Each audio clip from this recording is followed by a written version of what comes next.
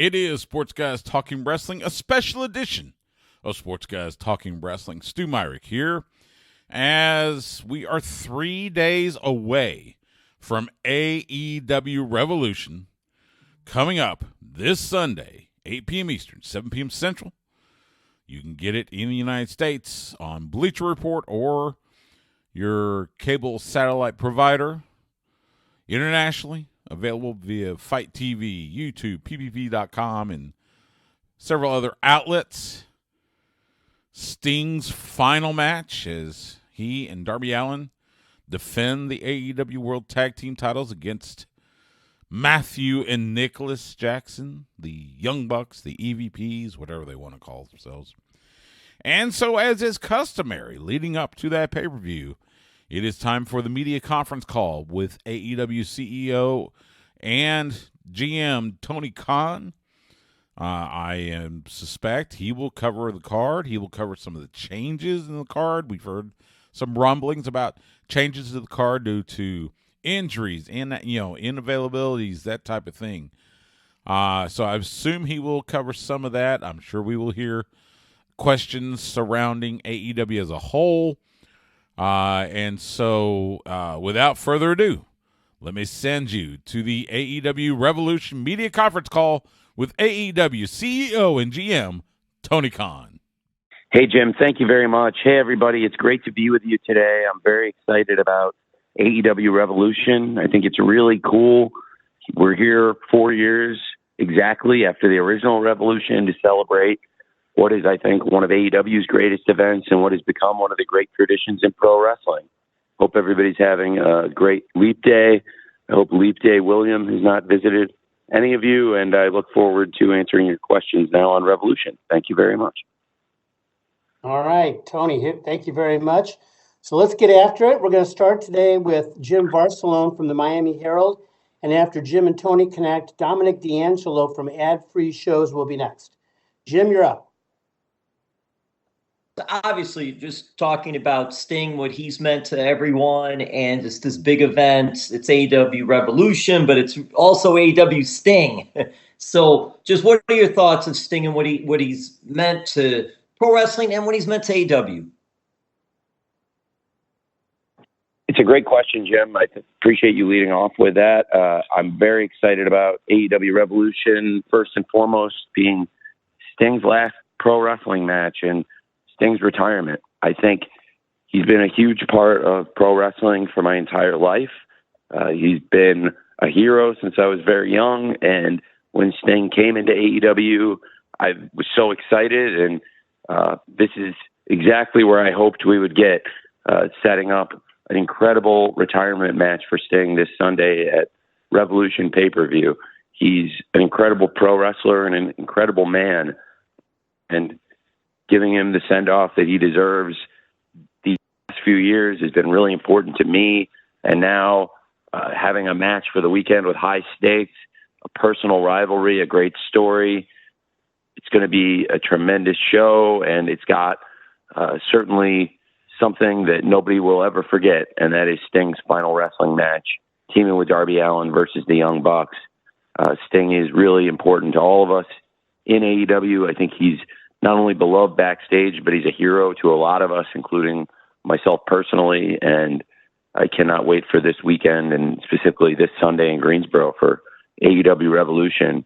I think it's the perfect place to pay tribute to Sting's great career in the Greensboro Coliseum. It was where Sting really first arrived on the national map in 1988. And it was very fitting that he had his final appearance last night on TBS. I thought that went really well, and we had a great go-home show last night, and certainly Sting coming down from the rafters one last time, I thought was a perfect way to cap off the final Dynamite before Revolution and the final Dynamite of Sting's career, and a great way for Sting to make his last appearance ever on TBS, the Superstation, after 37 years on TBS, and I've been saying 36 years on top, really going back to that match in 1988, but 37 years having most of your career on one network and being so identifiable with it, it's pretty special and pretty rare, and it's befitting the great career and the great person that we have in Sting. Thank you very much, Jim. Thanks, Jim. Dominic DeAngelo from Ad Free Shows is next, and he will be followed by Steve Fall from WrestlingNews.co. Dominic? Tony, can you hear me okay? I can hear you. Great. Thank you. Oh, hey, awesome. Hey, okay. Looking forward to Revolution this coming weekend, and obviously Sting's big send off. Wanted to kind of get a question about Jennifer Pepperman and the hiring of her, and what that means kind of for the creative structure backstage. Would you have a kind of a game plan in place for her and implementing her into the program from a weekly basis, and how will that kind of change the process of AEW moving forward? Well, it's another person in what I think is a good process. I love collaborating with the people in the office, and Jen is somebody who's got a really great wrestling mind. I was in the office very late last night working. I think, we have a different crew of people that come week to week to Dynamite versus Collision sometimes, and some people make it to both shows, and Jen has been at both shows with me, and along with a great group of people. Last night I was in the office very late until the wee hours of the morning, making sure we had a lot of details figured out. Jen was one of the people I had there with me, along with Will Washington, Brian Danielson, Jimmy Jacobs, Mike Mansuri, and a lot of other people. We have a really strong group of idea people and a great group of coaches, and it's really nice to have somebody like Jen, who has experience in pro wrestling, but also a lot of experience in television. And, it's the same process with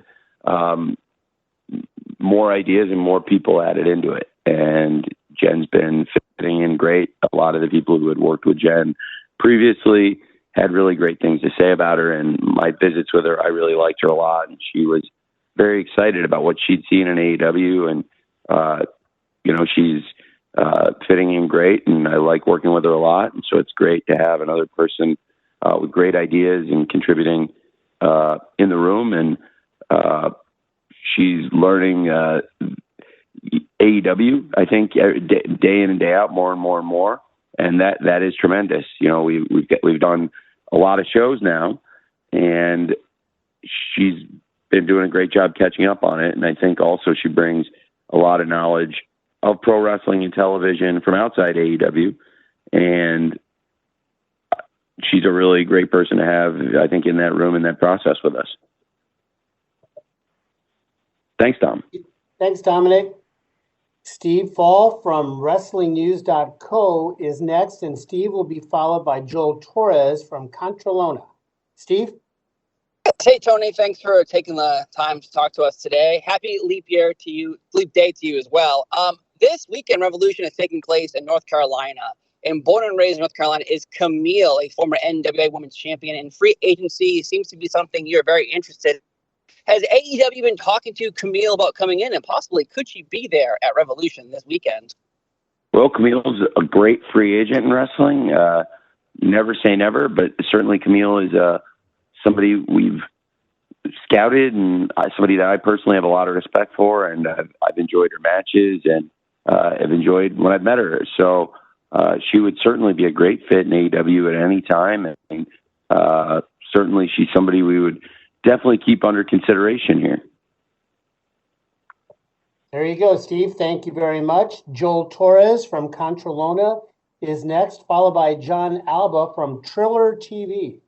Joel. Can you hear me well? Yes. Hi, how are you, Tony? I just want to know, first of all, congratulations with everything that's going on with AEW Revolution. I know this is going to be a very special night for you. Just want to know, what will be Sting's status with AEW after his last match? Will he still be part of the company at some other capacity? Yes. Sting, I hope, will remain with us in spirit forever. I believe he'll be affiliated with us. Last night he joked he's going to come back and throw on the headset, and I would love that. I think we would all love for Sting to come back and be a part of the show, and he's always welcome here. One thing about Sting, when he did this comeback, I think especially the hardcore fans of wrestling who know all of the inner workings and details of the wrestling industry may appreciate this. When Sting came back in 2020, he did not need the money. Sting is very, very well off and has earned a lot of money in his career and is taking care of it very well. And he's really, really a great person, and he's made great investments, and he does this because he loves it. And he loves the fans, and he wanted to have a great run in wrestling. And for these past 3 years, that's exactly what we've done. A little over 3 years since he first arrived in AEW, and Revolution will mark exactly 3 years since his return to the ring. So for me, I would love to have Sting back in AEW anytime, and I know he said he would like to come back. We won't hold him or force him to come back at any point. It's not like we've locked in dates where he's definitely going to be there or contracted him. I think it's going to be really nice after 3 years of pushing himself and having the kind of longevity in his career that all wrestlers could aspire to and dream of. Now is a great time for Sting to take time for himself and his family after this. And whatever the result is Sunday, I think Sting can take pride that he's had the most incredible final run I can ever remember so far. And we're all very excited about the final match Sunday. And then after that, I think we'll have to see how Sting feels. And I'm going to leave that to him, but he knows the door is open and he's welcome in AEW forever. And we definitely want Sting representing AEW, I hope, for as long as there is an AEW, because to me, he's our greatest legend, and he's been a part of so many of our greatest memories in the short history of AEW, and he's been, in my lifetime, a part of so many of the greatest memories in all of pro wrestling in recent decades, and that's why I think he deserved that send-off so much that he's getting right now. Thank you. Thank you, Joel. John Alba from Triller TV is next, followed by Samantha Shipman from the Daily DDT. John. Hey, thanks so much for making the time, Tony. I know it's a busy time. The combine going down. I can't wait to see your 40 time next year when you get a chance to get out there and sprint. But I'm confident you could put out a good show there. But I want to ask, Revolution's kind of AEW's big Q1 event that you guys have every year. So looking ahead at Q2 and Q3, do you have any projections as to when there might be some sort of an update as to media rights deals domestically? And what's the current outlook on that, especially as we've heard talks recently with WBD and Paramount and some other entities as well? It's a great question. It's going to be an exciting year for us. I think first and foremost, we've got AEW Revolution, as you said. It's a huge event for us. And now, 4-year anniversary of the original Revolution. It's crazy. This is the 5th Revolution, and it really represents the 5th time through the full pay-per-view cycle for us. And I thought that was pretty cool. And speaking of cycles and media rights and all of these great things, it's a big year for us out of the ring. It's going to be really important for us to keep performing, keep having strong results. We're coming off AEW Dynamite as the #1 show on cable last Wednesday. We've had a really strong year and strong results, strong set of finishes. We've done really well in comparison to other major sports leagues. Several times this year, AEW on Wednesday nights actually beaten the NBA straight up and in the demo. And last week, Wednesday Night Dynamite beat everything on cable, and even including the network shows, was the #2 show on all of television on Wednesday. Really, really strong results. I think it's exciting for us going into Revolution this weekend to feel like there's a lot of great momentum around the company, but also important to the company, the fans, and really everyone that works in AEW. We've got a huge opportunity coming up. AEW's media rights will be negotiated this year, and we're in a great position. I think it's really exciting for the company and the fans going forward. And We've really been a great performer for TBS and TNT over the years, and it's a great relationship. And certainly when you look at the history of wrestling, I think it's very fitting. We're celebrating the great career of Sting and the history of Sting, specifically on TNT and TBS, the Superstation. I really love that, and these facts are not lost on me. And also, I'm a very loyal person, and I really am very grateful for the opportunities we've gotten here. And I think it's a great place to be, Warner Brothers Discovery. And it's changed a lot in the time I've been there.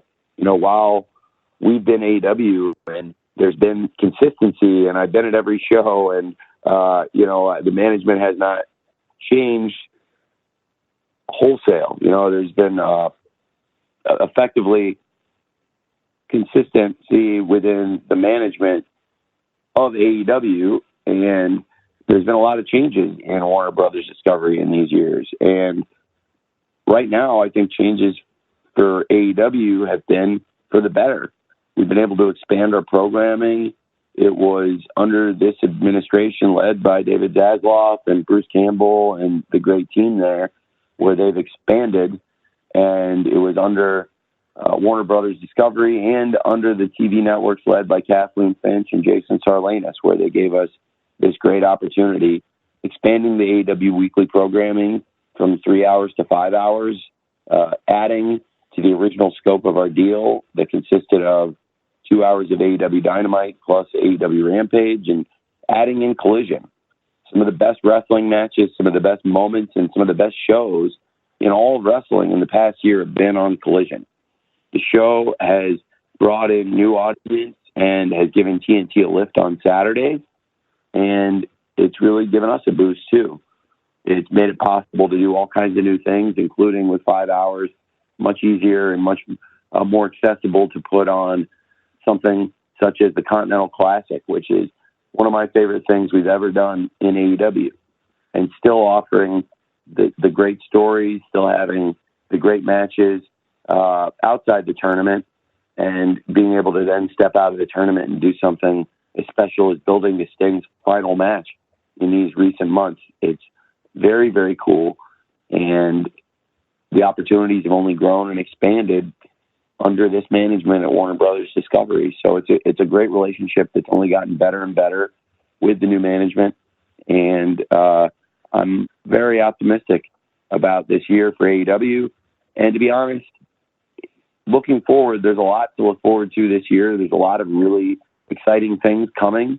I'm very excited for Revolution and the shows after that. I can promise you I have something very exciting. I'm very excited about for the fans in Atlanta.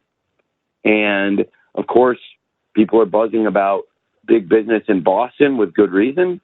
And then we're heading to Toronto after that, and that's going to be tremendous as well. So really a big slate of shows coming up on tour, a big year ahead for AEW. But first and foremost is this Sunday, Revolution. I think we're all very, very pumped about that. And that'll really give us a lot of great momentum, I truly believe, going into the big rights renewal year for AEW and all that entails for us going into the media rights renewals. Thank you for asking. Thanks, John. Samantha Shipman from the Daily DDT is next. And I'm going to follow Samantha with a write-in question from Kimmy Sokol from the Pop Break. But first, Samantha. Okay. Hi, Tony. How are you? I am great. Thank you. I'm doing tremendous. Thank you very much. Good. Looking forward to being in attendance for Revolution this weekend. And so I wanted to go back to Jennifer Pepperman and her experience that she brings. And so obviously we've noticed lately there's been a renewed focus on the women's division. So did that push you to hire a woman in creative to kind of give her perspective on women's stories? I think we were really excited about what has been happening. I've really enjoyed working with the women in AEW and Ring of Honor this past year. And there is that vibe. Not only is it a vibe on TV, but it's a vibe in AEW and ROH. The women's locker room has never been more energized, and there have been great matches. There's great stories happening. in AEW and ROH. And I feel like the depth of talent has gotten stronger and stronger. Independently of that, trying to expand our team, I really like the people I work with, and we've added new people. I mentioned a lot of the people in the office. We have a great group of coaches. I love working with the people on the coaching staff, including Sanjay, Sarah Stock, Pat, Buck, QT, Rocky Romero, and so many others on their individual ideas, on the matches they're working on, and then taking a big view of the company. Of course, we've got a bunch of great people with creative minds. I mentioned I was in the office very late last night for hours after we shot Dynamite and Collision, just going through ideas and spending time together, drinking coffee with Will Washington, Jimmy Jacobs, Brian Danielson, Mike Mansuri, and now I thought Jen Pepperman adds a lot to any conversation she's in. And whether it's women's wrestling or men's wrestling, Jen Pepperman's got great ideas, and they're not limited to any one match or any one story. I think she's got a really great mind, and now she's spent years in wrestling. I love the world of soap operas, and I think it's fascinating the work she's done. She's an Emmy Award-winning filmmaker, and it's a very different medium, soap operas, but obviously there are similarities, and it was a unique hire when she joined pro wrestling, and now she's learned the wrestling business. There are a lot of wrestlers that have great experience working with her, and so she was a popular hire. I think she adds a lot. She would add a lot to any women's story. She can add ideas, but she also adds ideas to men's stories. I think any aspect of wrestling or television that you're working on, Jen can be insightful, and she's very additive. So I wanted to bring Jen in to help just with AEW all across the board, and I think she's been doing a great job. So really excited about what we're doing across the women's and men's wrestling in AEW, and very excited to add another great person to the team backstage with Jen. Thank you. Thanks, Samantha. I've got a write-in here from Kimmy Sokol, which I'll read here in a second. Amy Nemedy from WrestleJoy, I'd like for you to be on deck after Tony answers this question from Kimmy. This weekend, Daniel Garcia will have his first title match on pay-per-view. How excited are you for his match against Christian? That's an excellent question. I love working with Daniel Garcia. I think he's done an incredible job building himself up and evolving since he arrived in AEW. I'm looking out at Daly's Place right now, and it's been, I have to say, feels like it's been even longer, but it's been about 3 years since Daniel Garcia started working for us. And he first came in Daly's Place, and I thought they would bring a lot to each other. And I paired up Daniel Garcia with a team that had been known as 3.0, and they'd been known as Everrise, and they'd been known as 2.0. And I thought they would be good as 2.0 with Danny, because I didn't want people to think that he was in the 3.0. And if it said 3.0, there's three of them, I thought people would think Daniel's in the tag team. I really love Daniel Garcia. I think he's such a fantastic young man, and I think he's got a great passion for pro wrestling, and he's really smart. He works really hard. He's incredibly likable, and he has a very bright future.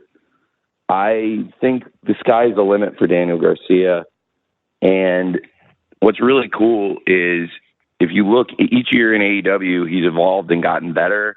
And when you look how young he is and look how he's built himself up, built his body, built a character, developed his mannerisms, he's had a connection with the crowd for years, and the crowd really cares about him. And wherever you go in the country, I find he has that connection. I really am impressed with Daniel.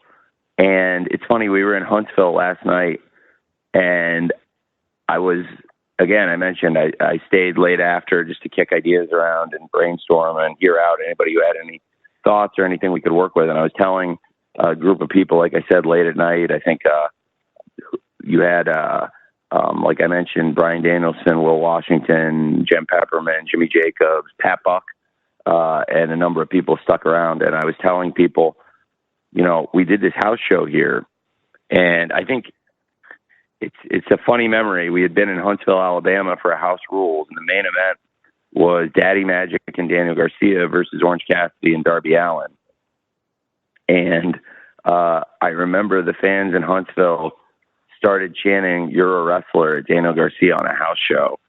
And first of all, I was impressed with Huntsville, Alabama at the house show that, this is for a house show crowd. Throughout the night, they were very smart fans that watched the show very intricately and understood all the details of the show. And the timing of it when they did it, it made me smile. And going back to Huntsville for Dynamite and Collision last night with Daniel Garcia on the verge of his first pay-per-view title shot, with Daniel Garcia working a big main event match on Collision out there with all-stars, swimming in the deep end, and having Daniel Garcia out there with some of our biggest names, including Christian Cage and Orange Cassidy. It was very, very cool. And I really, really think the sky's the limit for Daniel Garcia. He would be a great champion in any company, and in AEW, he would be a great champion for any title. I think the TNT title is all about pro wrestling. We've seen so many great bell-to-bell wrestlers hold the title, and I believe Daniel Garcia fits that tradition like a glove. And Christian Cage is also somebody that has been a great champion. He's done it a different way than anyone else who's ever held the title, but he has established himself as a great champion. I also have an incredible amount of personal respect for Christian Cage. I believe might be the best wrestler in the entire world. And I'm glad that people have come to see that. There was a point maybe 18 years ago where I felt like there was momentum starting to build in that direction. And there have been various times over the years where I felt like there was, that was becoming a trendy thing to say. But over the past couple of years, I don't think it's just a trendy thing to say. I think fans all over the world have seen it, that Christian does it as well as anyone. And he is certainly, as we stand, I believe, one of the great villains in pro wrestling and also one of the great bell-to-bell wrestlers. And I think that's a great match, Christian and Garcia. I can't wait to watch at Revolution. And I think either one of them, Daniel Garcia or Christian Cage, is a great TNT champion coming out of this pay-per-view. And as I've said, I think Daniel Garcia brings a lot to AEW, and I love working with him. Thank you very much. Thank you, Kimmy. Amy Nemedy from WrestleJoy is next, to be followed by Bill Pritchard from WrestleZone. Amy. Hi, Tony. Can you hear me okay? Yeah, thank you, Amy. Perfect. I've got a new setup, so I wasn't sure. So I wanted to talk about Swerve Strickland, Hangman Page, and Samoa Joe. Now, Swerve and Hangman have been circling each other for the last 6 months, pulling each other into these pits of darkness, with Swerve breaking into Hangman's home and threatening his son, and Hangman, in this pivotal moment at Dynamite in Phoenix, going into a complete descent into madness against Swerve Strickland. It seems like at this point, Hangman wants to take everything from Swerve. That said, they've got this incredibly imposing, intimidating, dominant force of a champion in Samoa Joe. So while their rivalry seems to be culminating at Revolution, it's culminating around a championship match with one of the hardest hitters who's nearly undefeated in his run in AEW. And as far as I can tell, neither of them have ever faced Samoa Joe in a singles match or in this kind of match. I think the only time they've actually mixed it up with each other was on February 21st.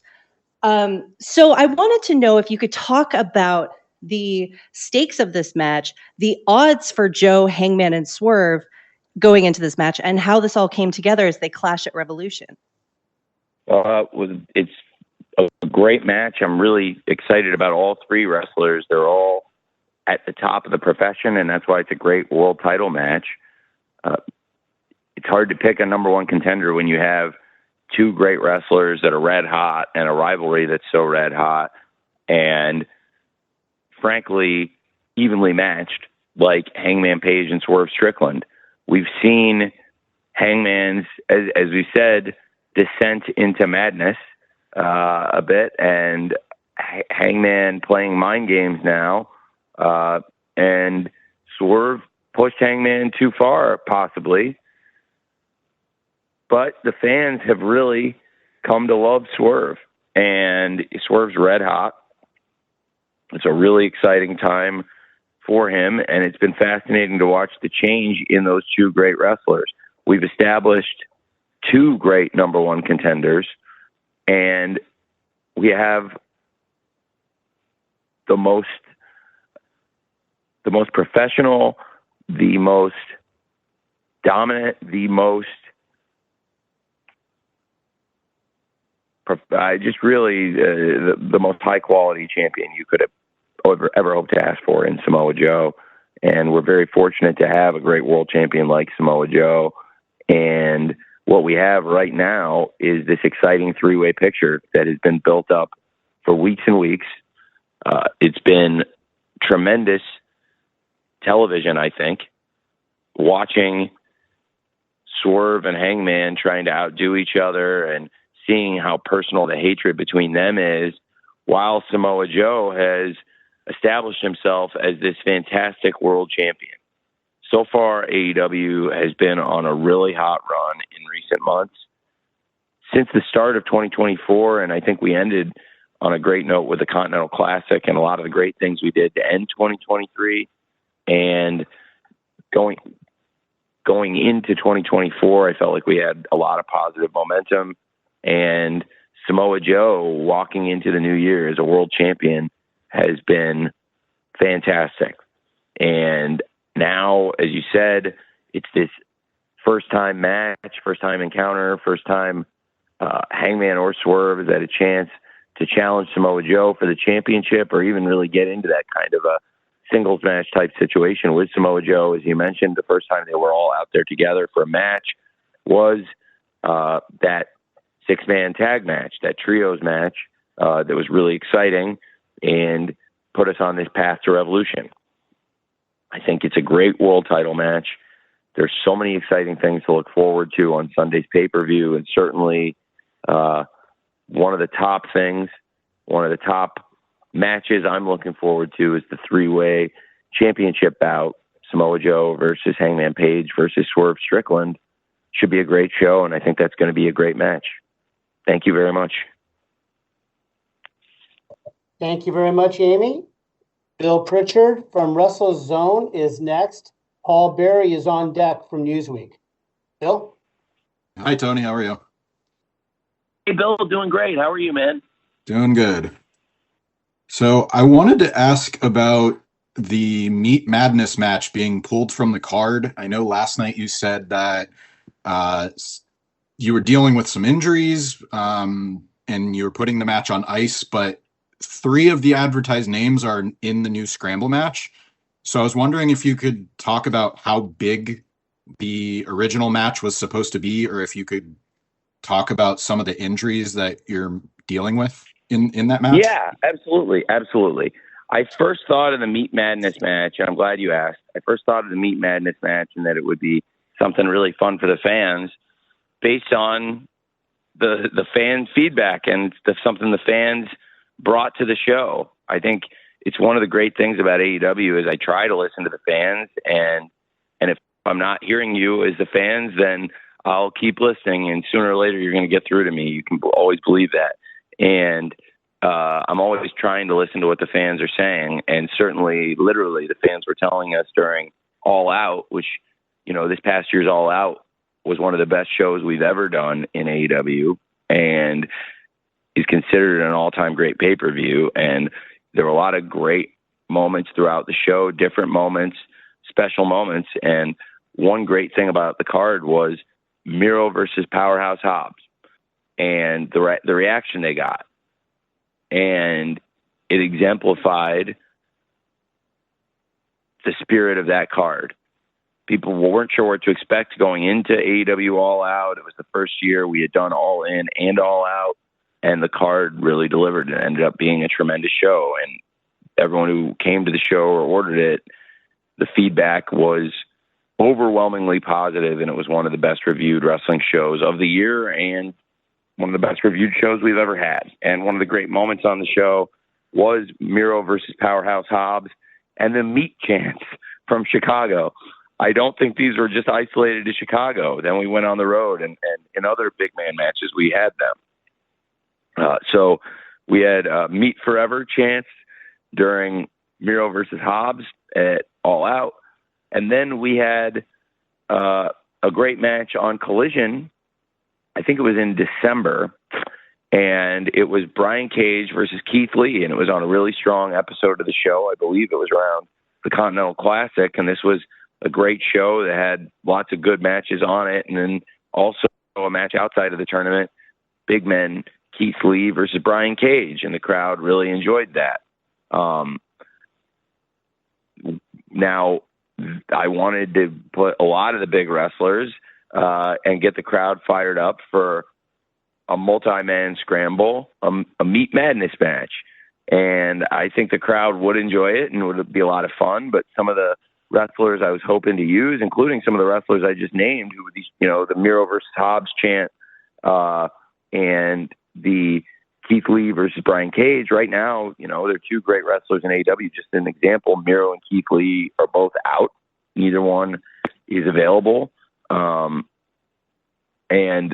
some of our big men being out injured, I wanted to have the depth in the field to do the match I'd really originally envisioned. And I think people would enjoy that, but it's a great opportunity. I think we had named Hobbs, Archer, and of course Wardlow in the card, and with Hobbs, Wardlow, and Archer, they're not only three great big man wrestlers, but they've all had great experiences in AEW. They've all been in great big main event matches and wrestled on the TVs and the pay-per-views. And I thought having them involved would be great. But since we didn't necessarily have the depth and we're missing some of our big guys to do the Meat Madness multi-man scramble, I think, it's a great opportunity. Also, we have some other great stars and rivalries in AEW we can showcase. So instead, I made it an all-star scramble, and it should be a fun match. And when we get all of our big men healthy at the same time, I still really want to take the Meat Madness concept off the shelf and get it out of the freezer and thaw it out. But until then, I put the Meat Madness on ice. Thank you, Bill. Excuse me. Paul Berry from Newsweek is next. Paul will be followed by Dave Meltzer from Wrestling Observer. Paul. Thanks for the time, Tony. You mentioned Sting's left us with a ton of great memories. Sting was a huge part of my fanship of professional wrestling. I wanted to ask you what your first memory of Sting, where he really left an impression on you, and what it was about his work that connected with you personally.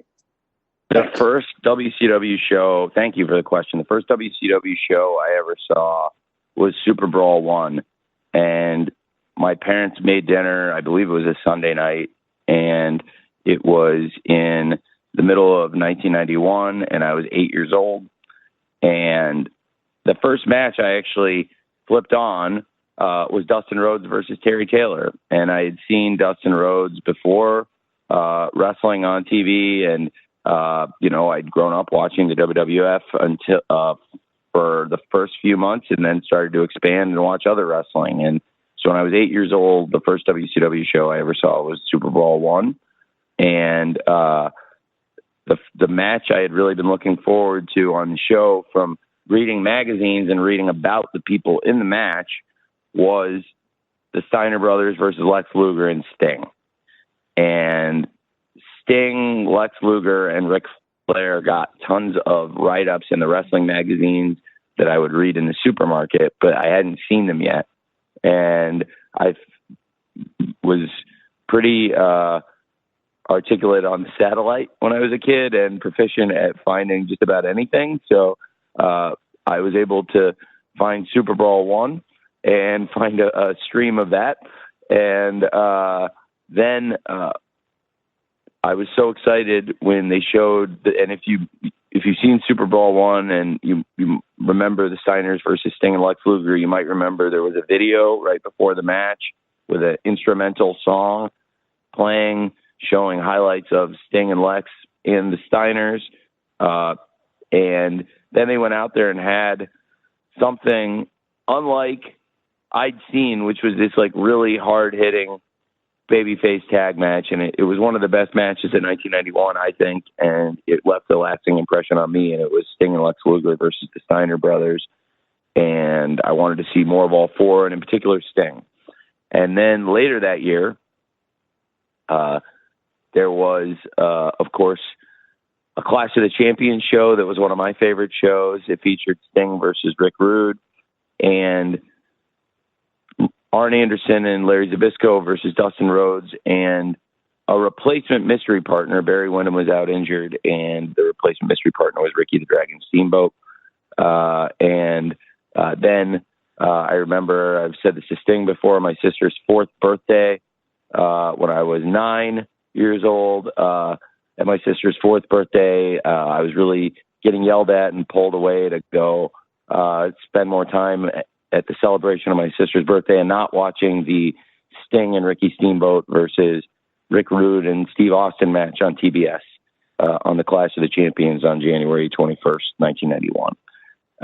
Lots of memories like that. I'm a big fan of Sting, and he's been a huge influence in my life and really the ultimate pro wrestling hero. He's one of my all-time favorites, and I'm really excited that we'll be able to pay a great tribute to Sting this weekend and give Sting a great final match, and hopefully have this 3-year run from Revolution 2021 to Revolution 2024 really be a special memory for the wrestling fans. And of course, I want it to be something special for Sting, first and foremost. Thank you very much. Thank you, Paul. Okay, we got about 15 minutes till curfew. So Dave Meltzer from the Wrestling Observer is next. And after that, I'm going to follow with a write-in question from Lyric Swinton from SNME Radio. Dave. Yeah, I was wondering, like, as far as like your projections, you know, as far as the economics of the company for 2024, I mean, do you have any, are you kind of close to a number of pay-per-views you're planning this year? And as far as profitability and everything, you know, how close do you feel you can come this year? And you know, what kind of goals do you have basically for 2024? Great questions, Dave. Thank you. Well, first of all, on pay-per-views, last year we expanded the calendar very successfully. You've written probably more about that than anybody, that it was really a highlight of our business this past year, expanding the pay-per-view calendar. The past few years, we launched AEW in 2019, and through the first full year, that first pay-per-view cycle was really 4 events, and we successfully added a fifth event in 2022 with Forbidden Door, and that was the biggest debut of any of our events at that point. And then this year we expanded that calendar again and went from 5 events to 8, and again, it was very successful. There was, I think it was a very proper amount of saturation. It was well saturated, appropriately saturated. And at 8 events, we saw record results, and the additions of All In, our biggest event ever. That would then, for it being AEW's first All In, it would be the biggest debut of any of our events now. And then a great debut for Wrestle Dream, an event I felt really strongly about and have a personal connection to. And it was really special to me and a lot of the wrestlers in AEW and New Japan Pro Wrestling for us to go out there and for AEW to pay tribute to the late, great Antonio Inoki, without whom I really believe we all might not be here right now. And then close the year with AEW World's End, which was an incredibly successful pay-per-view event. So going to 8 events, it worked really well. I believe we have the capacity to increase. I think this year, I would, if you forced me to say, to use an expression I use in the back a lot, if you forced me to say, if I had to say, I would probably, and I don't have to say, so, but I want to be open and honest. I could see this year being 9 to 10, and I think 9 is probably a good sweet spot. But it feels like that's about the right number, and I don't want to make a huge change or increase, but definitely 8 was incredibly successful, and I don't want to do anything totally different, but I do see an opening for 9 probably, and maybe 10, but 9 feels like a great number for us right now, particularly when you also consider I put on 3 Ring of Honor streaming events annually. That puts you with AEW doing really our strongest 9 possible events, plus these 3 events that have a great tradition. I think they were ROH's 3 strongest events, which is why I've kept them in the rotation. And now those are different. Those aren't really pay-per-views. Those are streaming events. But I do think it's going to be a great year for us. If we do get a bump annually. So our rights fees are better in 24 than they were in 23, but the really big bump by a lot more than that is going to be in 25. And I'm very excited about the upcoming media rights renewal deal. That will really put us over the top in many ways into going from being a milestone business that has accomplished things that will live in the history books and a great business to being what I think will be a sustainable business for many, many years to come. And that will be the new media rights we do, which will really be the biggest source of revenue we've ever injected into the company. And we've grown our revenues year over year. And as we've expanded, I think it's been a really, really, really bold and a confident, and I think now justified in the boldness and confidence of these moves to expand the pay-per-view calendar and expand our TV production. The pay-per-view calendar, it's in the pudding. The numbers are there. You can see it's really worked for us. We do some of the best events in pro wrestling. It's a great value, I believe, the AEW pay-per-views. And I've kept the cost of the events uniform over the years. And when you plop down that money on that weekend to buy the big AEW pay-per-view event, I think we have a very good history of delivering great shows. And now the business track record is there too. Our events have done very, very well. And this past year in expanding the calendar, we really grew, again, not only grew the number of events we did, but really grew the revenue. And that proved to be a great move. We also made a huge, huge leap by adding AEW Collision. I believe that risk we took and that leap and like I said, the boldness and confidence it takes to do those things, I think that has been realized in terms of the quality of the show, and it's been realized in terms of the fact that, as I mentioned earlier, I think in the past year on AEW Collision, we've had some of the best moments, some of the best matches, and some of the best all-around 2-hour shows in all of pro wrestling. And I think the biggest opportunity lies in the media rights renewal, where Dynamite, Rampage, and Collision will all be getting huge, huge increases, I can say for sure.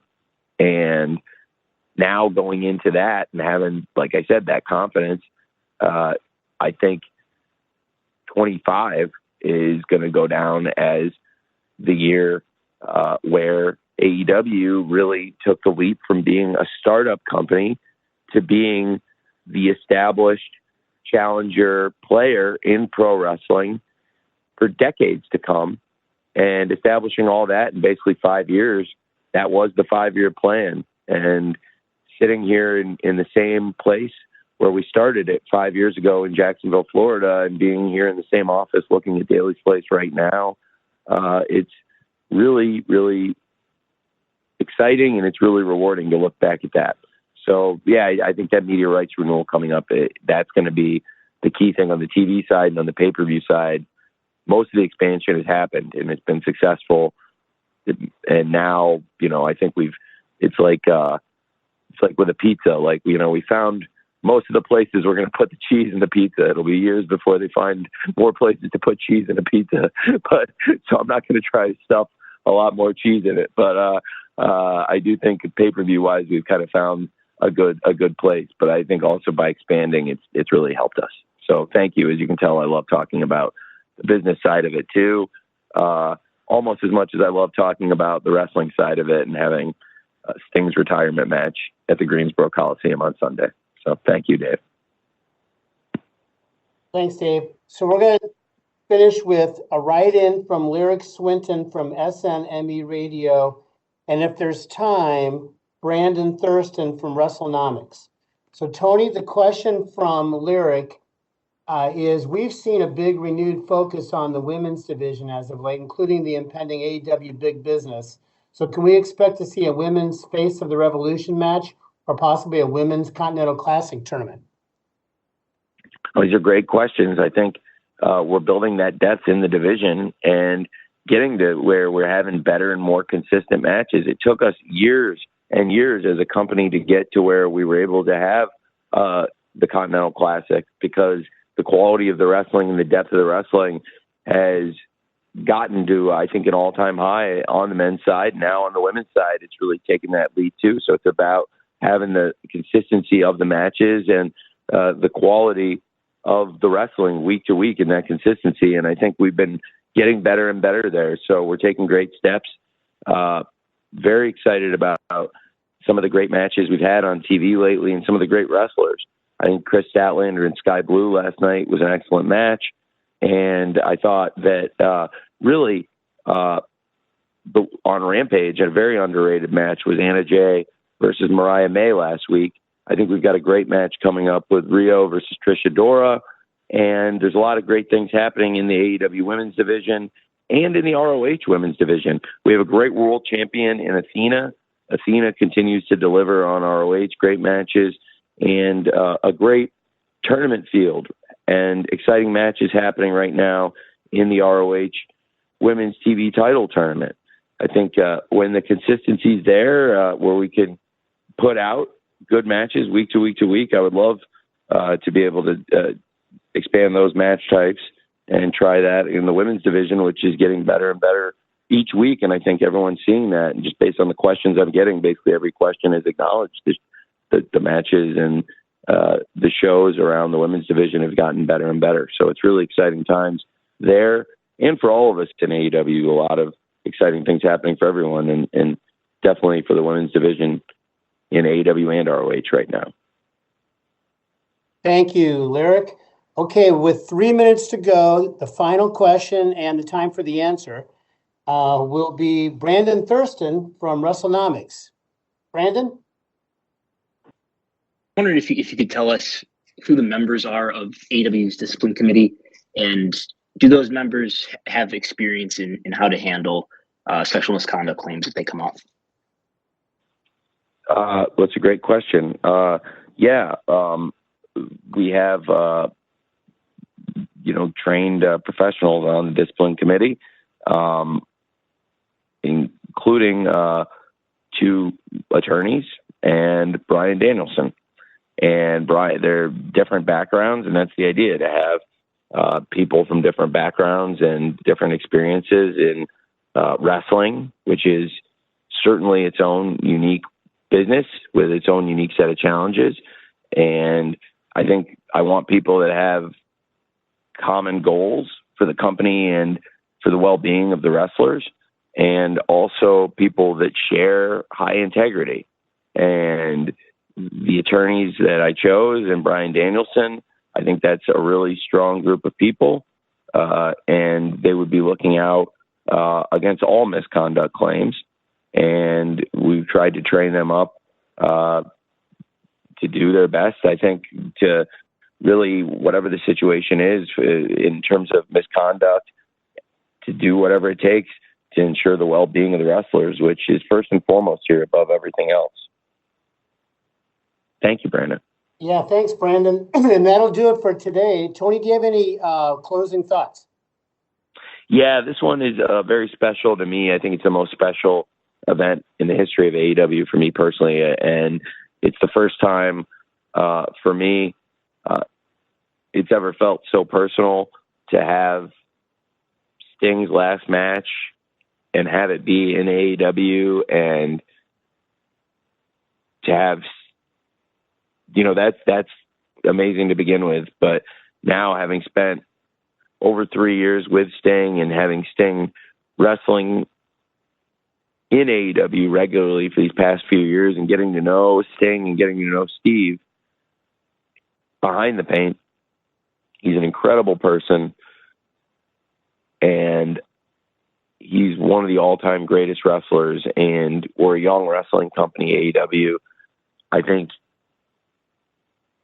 the fact that Sting has come to AEW and had a run that will always be remembered by his loyal fans, and a run that will culminate in a final match that I think will be a great match, and a show that top to bottom includes matches, and in particular, I think really 8 matches that have had a lot of established television story build, a lot of great matches that help get to those 8 matches, and then also within the scramble, some rivalries that I'm looking forward to showcase, and some stars. It should be also a very fun match, and I think top to bottom, it's been our best built pay-per-view. Really, for weeks, the focus has been on these matches and stories, and I think it's been one of our best builds to a pay-per-view. There's something about Revolution. It feels like there's always a lot of excitement and buzz going into this event, and the first Revolution in Chicago is one of my favorite events we've ever done. We've had great Revolution shows all over the country, coast to coast, but never before have I been more excited for Revolution or for any show as I am for this Sunday. And thank you all very much for joining for the media call. Thank you, Jim and Robin and Mandy, for helping organize this. And I'm very grateful to all of you, and really looking forward to Sunday's Revolution pay-per-view, probably more than anything we've ever done. Thank you very much. And so there you have it. Tony Khan, as always, goes almost an hour. Some interesting tidbits to discuss, and to discuss it with me. Joining me on the hotline from ad-free shows, he hosts the One of a Kind podcast with Rob Van Dam, as well as the Gagne Magnum podcast, and he is on the Rumor and Innuendo podcast, my good friend Dominic DeAngelo. Dom, you were on that call with me. Give me your initial thoughts. I thought it was overall a pretty productive call. You do run into your usual Tony Khan kind of comments, but I mean, that's going to happen with any kind of media call when it comes to WWE or AEW. You're going to get some generic answers and some stuff like that. But I thought he tackled some pretty interesting stuff. Interesting to get further perspective on how the creative team is laid out. Talked about the aspect of pay-per-views, the growth of pay-per-views, and potential television production stuff too that he mentioned. That was probably the most intriguing part of the whole call, I thought. Stu, what were your thoughts? It was good. I made a few notes, to talk about how much he loves and respects Sting, which we all do. Sure, yeah. Interesting. You asked the question about the hiring of Jennifer Pepperman, and he talked about such a great wrestling mind, and fit for the creative team there. By the way, I made this note, and I have the highest respect for Tony Khan. He's such a great guy. But it's always funny when you're on these calls. If you decide to do a drinking game based on how many times he says the word great, I think Oh my gosh. you might be dead in about Your stomach's getting pumped. Oh my God. I mean, everything's great. It was kind of funny. So there was, a couple of things he meant, there was the question asked about Camille, the former NWA Women's World Champion, and he says, yeah, they've been scouting her. We'll see if that's a bring in. There are a couple other things he mentioned. There was the talk about post revolution, the excitement for the Dynamite in Atlanta, and I just saw, not more than a couple minutes ago, Fightful Select reporting that could be the appearance of the Rainmaker, Kazuchika Okada, the multiple time IWGP heavyweight champion. That could be where he makes his debut for AEW. And of course, you mentioned big business in Boston. I think the one of the worst kept secrets, we may see the debut of Mercedes Moné, the former Sasha Banks. There was a few other things you talked about, talking about, the pay-per-views, and he was talking about expanding it to 9 pay-per-views this year. And he said he felt like that was a sweet spot. And I'm interested to find out why 9. If it works for them, then hey, they seem to have done well with 8 pay-per-views. At the very end, Brandon Thurston from WrestleNomics asking him about the disciplinary committee.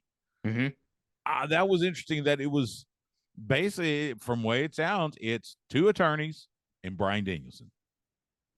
Yeah, it was kind of hard to decipher if he meant that like there was some people that hired there plus 2 attorneys and Bryan Danielson, or if it's just that 3. You know what I mean? The impression I got, I think that it's just those 3. Mm-hmm. Yeah, I wouldn't be surprised either, because I think Danielson said in a previous interview, I can't remember who it was with, I think it was like a sports outlet or something, and he mentioned, oh yeah, it's me and like attorneys, and literally my job is not that as big as people are making it out to be on here. He was like, and it's a lot of legal stuff going on in there, so he mentioned that too. So I mean, it could just be those 2 and then Bryan. Yeah. Well, and you can imagine, especially dealing with discipline and such. Yes, legalities of it. I work in state government, so believe me, I know all about legalities, especially when it comes to disciplining someone, whether they're licensed by some, they have a license to do a certain profession or something like that, and they are being sanctioned for some sort of violation of rules or laws. So I can imagine that. I think it was Bill Pritchard from WrestleZone, our good friend, that asked about why Meat Madness was put on ice in favor of the All-Star Scramble. And he mentioned that basically, I guess he had it in his mind that he was going to put, it was going to be more than just the 3 he had initially announced. Yeah. And he specifically referenced both Keith Lee and Miro. Both those individuals are currently out with injury, such. So he felt like he couldn't put the match together that he wanted to put it together.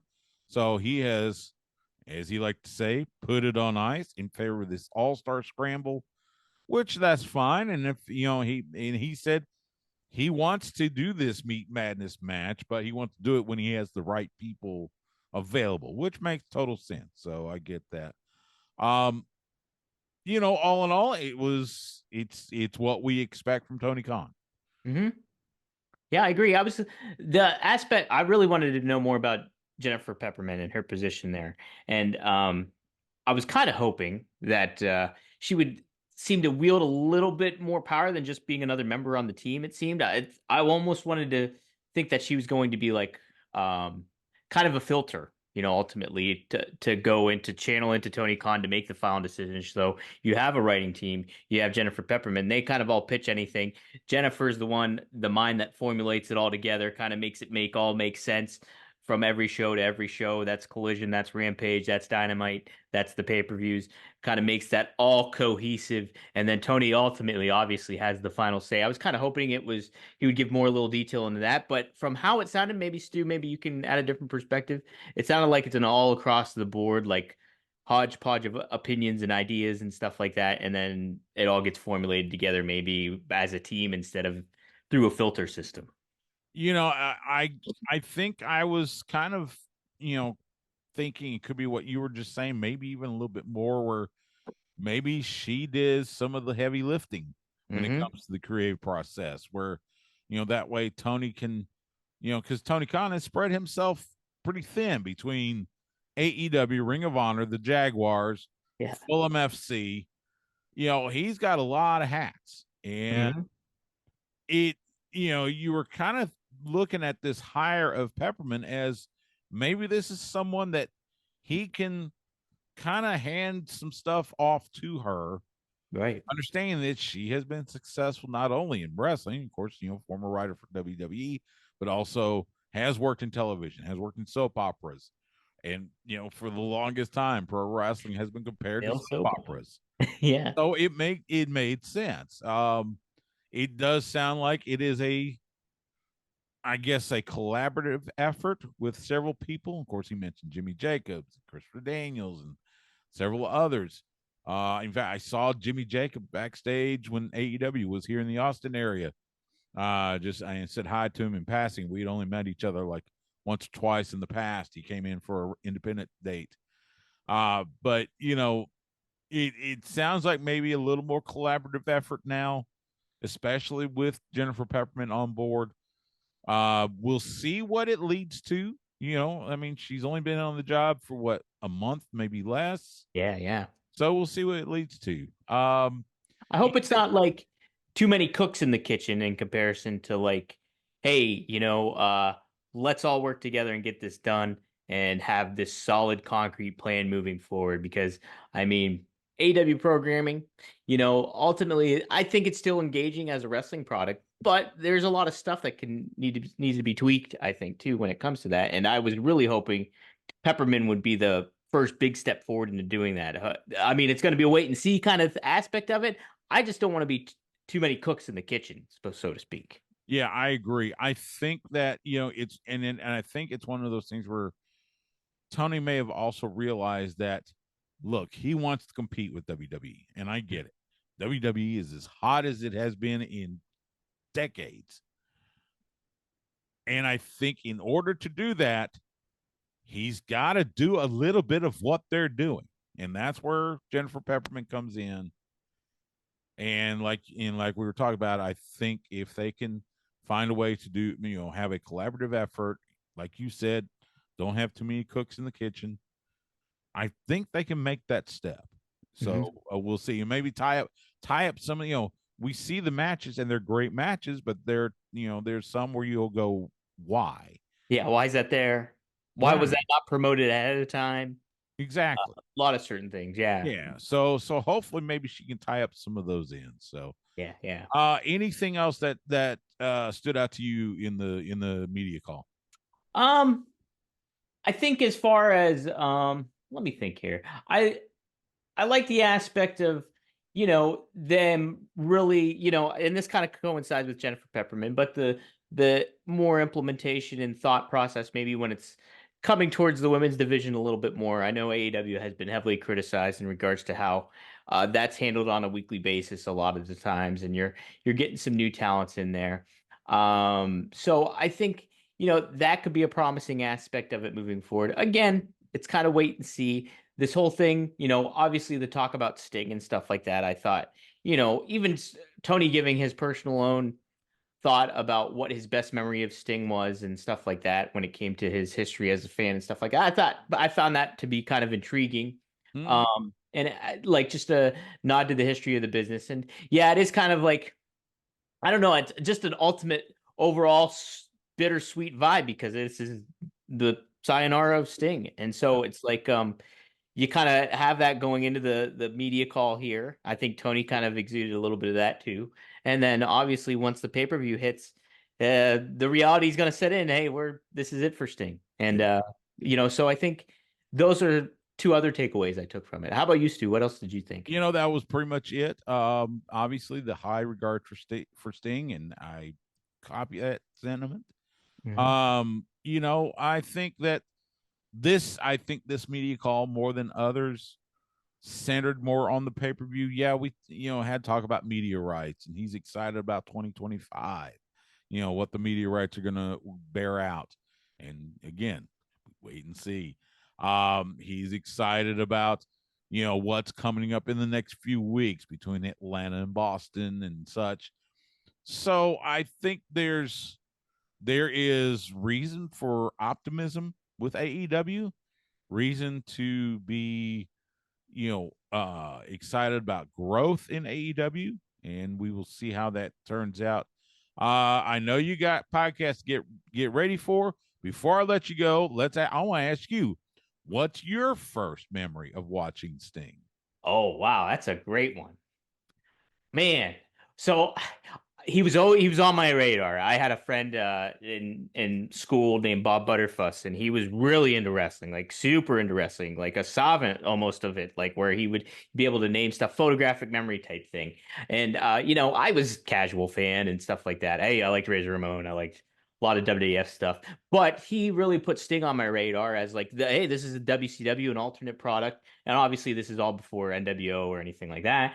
But my big memory of Sting was during that Crow era, during him coming down and that was my first very experience with Sting, because I was familiar with the image of Sting as Surfer Sting and woo and all that kind of stuff, and very much a different dynamic. So seeing him in this position and everything like that, Sting is such a great part of wrestling where you think about it, and I've heard this before on other podcasts, so I'm stealing it. I think it was on PW Torch. They mentioned how Sting could exude so much, tell so much as the Crow's Sting through silence and not speaking and doing all that stuff. And, I think that even comes into play today. Like even I watched, him, beat up the Young Bucks here to close out that show. And it's just like the precision he takes when in hitting people and certain things like that. That's where you get the action of Sting. That's where you get the charisma of Sting. And it really, him being quiet brought out the best in him, I think. And so that will always stick with me. And my best memory, I think, of Sting, and it was one that I was upset about at the time, was Uncensored 1998, because it was Scott Hall challenging him for the world title.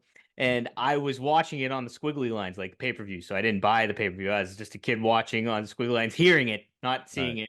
And just hearing that all unfold, that he's getting beat by Sting and everything like that. It's like, dang it. But what a great complimentary anti-hero to the NWO. That's my greatest memory of Sting, my best one. And all that kind of formulated, I think, into my first memory of Sting too, knowing him as Surfer Sting, but ultimately Crow Sting is the one I really got attached to. Yeah, absolutely. I'm a little bit older, so I've said it a multitude of times. My first memory of Sting, one half of the Blade Runners with how about that? Elwig, we ended up being the Ultimate Warrior, but when they debuted in Mid-South Wrestling back in 85, 86, something like that, I was a teenager, and it just seeing those two guys just come in. And of course, I was already a fan of the Road Warriors. So this was like a young version of the Road Warriors. And I actually got to see the Blade Runners live at a Mid-South house show in Longview, Texas in like 86. And I think that if I remember correctly, I think they were taking on Ted DiBiase and Dr. Death Steve Williams, who were the Mid-South Tag Team Champions at the time. And then to see Sting move to Crockett, become the Surfer Sting, of course, not only the first Clash of Champions with Ric Flair, but Great American Bash 90, where he wins the world title, his first world title, beats Ric Flair there in Baltimore. And then I followed his career all the way forth. So, basically, outside of his formative years with Power Team USA and Red Bastion, I've followed Sting for almost all of his career. And it is, I'm going to be in Greensboro, and I will tell you now, I'm going to be in tears because that is a huge part of my wrestling love will be encapsulated in the icon Sting. So, dude, I'm envious. I'm envious. I wanted to ask you before I go too. What if you did have the opportunity today? Because you usually ask good questions during these media calls. What would you ask Tony Khan today? Well, actually, and I'll be honest, the only reason I didn't ask is because Jim Barcelona took it from me. Oh, I would have asked him about Sting. Yeah. That's the thing. And Jim Barcelona's a fantastic writer. Yeah, Does such a great job with the Miami Herald. So, I'll my tip of my cap to Jim. So, but yeah, I would have asked him about Sting and talking about his the history of Sting and such. So, yeah, that's probably where I would have gone. So. I don't blame you. Oh yeah, I'm envious too. Man, I wish it. I could be It'll be something. So yep. Dominic DeAngelo, ad-free shows, One of a Kind podcast, Gagne Magnum podcast, Rumor Innuendo podcast. Dom, I appreciate it, man. All the best, and we'll talk again soon. Heck yeah! Enjoy your roads to Greenboro, there, Stu. Big thanks to Dominic DeAngelo for joining me for that wrap up of the AEW Revolution media conference call with Tony Khan. Like I said, it was a good conference call. It's always interesting to hear the thoughts of Tony as he's leading into a pay-per-view. So, I want to go through the card as it stands now. And again, it is Thursday afternoon, just after 2:30 p.m. Central here in the beautiful city of Austin, by God, Texas, to quote Brian Jones. The card as it stands now, you heard me ask about, you heard the talk. Bead Madness is on ice right now, so instead it's going to be an all-star scramble. Wardlow, Powerhouse Hobbs, Lance Archer, Chris Jericho, Hook, and Brian Cage. There are 2 more participants that will be determined on, I believe, Collision on Saturday night. And if I heard correctly, last night on Dynamite, the winner of this scramble will get a future AEW World title shot. So, Eddie Kingston will be defending the AEW Continental Crown Championship against Bryan Danielson. The fight for respect. It was, I think Excalibur said that all 3 titles will be on the line. So it will not only be the AEW Continental Crown title, but the Ring of Honor World title and the New Japan Strong Openweight title. But nevertheless, Eddie Kingston, Bryan Danielson battling out on Sunday night. Will Ospreay, who debuted finally as a member of the AEW roster, debuted last night on Dynamite in Birmingham, Alabama. He will be facing fellow Don Callis member, the Alpha, Konosuke Takeshita. And if you watched that segment last night with Will Ospreay and the Don Callis family, it looks like Will Ospreay may be having some, thoughts about leaving the family. We will see. Huge tag team match. FTR battling Jon Moxley and Claudio Castagnoli from Blackpool Combat Club. We've seen that rivalry, just get more and more intense over the last few weeks. It will come to a head at Revolution in Greensboro. Orange Cassidy will defend the AEW International Championship against Roderick Strong from the Undisputed Kingdom. They've been going at it. There's been this battle, and, of course, this is the Undisputed Kingdom's, quest to get more gold. They've already got the Ring of Honor World Tag Team titles with the Kingdom, Mike Bennett and Matt Taven. They want to add more, so Roderick Strong will be vying for that AEW International Championship going up against Orange Cassidy. Christian Cage defending the TNT Championship against Daniel Garcia. Daniel Garcia, it was, I think a lot of people were expecting to see a rematch with Christian Cage and Adam Copeland. Adam Copeland out after receiving the concerto at the hands of Christian Cage at Dynamite when it was in Cedar Park, here in the Austin area. So now Daniel Garcia gets to step up and vie for that title. For the AEW Women's World Championship, timeless Tony Storm, facing longtime friend and now rival, Deonna Purrazzo. Deonna Purrazzo, no stranger to gold. She's held the Impact, now TNA Knockouts Championship. She's held the Ring of Honor Women's World Title. She's even held the Triple A Reina de Reina Championship. So can she add the AEW Women's Championship to that resume? We will see. In a triple threat match, we thought it was probably going to end up being one-on-one, but Hangman Adam Page swerved everybody, including Swerve Strickland. So the triple threat match still on. Samoa Joe defending the AEW World Championship against Hangman Adam Page and Swerve Strickland. That has gotten so intense and so personal. It is going to be violent. We'll see who comes out on top. It's triple threat, so that means Samoa Joe does not have to be factored in the decision to lose the title. And one final time, the Icon, a man that is, I think, in just about every Wrestling Hall of Fame there is, including he's getting the Iron Mike Award at the Cauliflower Alley Club coming up this August. The Icon Sting and Darby Allin defending the AEW World Tag Team titles against Matthew and Nicholas, Matt and Nick. The Young Bucks, the EVPs. We will see. Sting has been very intense the last couple of weeks.